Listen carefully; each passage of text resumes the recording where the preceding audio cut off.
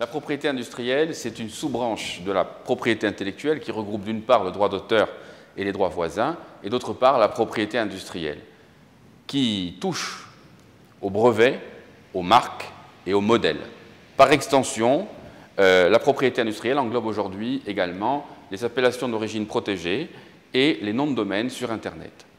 Mais de façon plus globale, la propriété industrielle est un système. C'est un système certes juridique, mais également économique et culturel, qui a été créé par les pays industrialisés dont les modèles économiques sont basés sur la fabrication de produits finis et la vente de services, plutôt que sur l'extraction et la transformation de matières premières. Le tournant fondamental de l'évolution du système, notamment en Europe, colle avec la construction de l'Union européenne. Et notamment le titre 2 du traité de Rome, qui est aussi celui du traité de Lisbonne, qui est aujourd'hui encore actuellement en vigueur, consacre deux règles essentielles de notre Union européenne, qui sont la règle de la libre circulation des marchandises et la règle de la libre concurrence. Donc c'est les articles 28 à 37 de ce fameux titre 2. Or, à l'article 36, il est clairement indiqué que la propriété industrielle constitue une exception à ces règles. Ce qui veut dire que si le système de la propriété industrielle est utilisé de façon loyale, il constitue une exception légale à la liberté du commerce.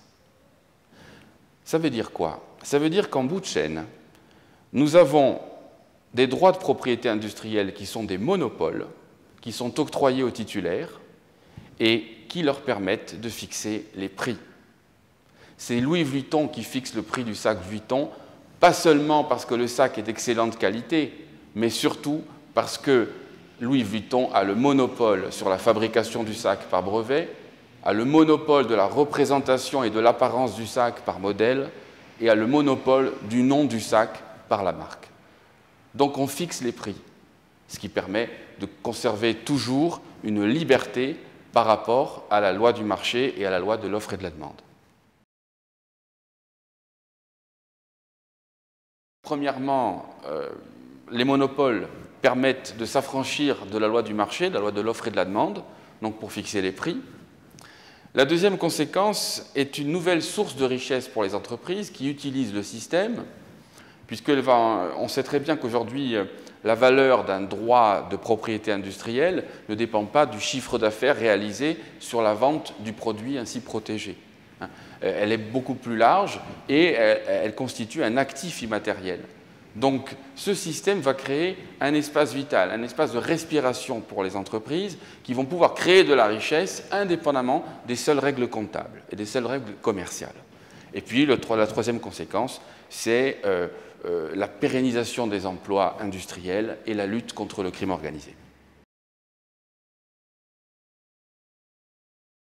Alors, les conseils qu'on peut donner aux entreprises aujourd'hui, c'est d'abord de constater que les entreprises créent aujourd'hui majoritairement des applications mobiles. Les startups dont on entend parler sont avant tout des créateurs, des créatrices d'applications mobiles ou d'objets connectés ou qui incluent souvent un logiciel informatique. Or, ce logiciel informatique était exclu par des textes qui ont été rédigés un petit peu il y a longtemps de la protection par la propriété industrielle, qui leur ont préféré le droit d'auteur, mais qui est inadapté par nature au logiciel, parce que le logiciel est un produit technique, ce n'est pas un produit esthétique.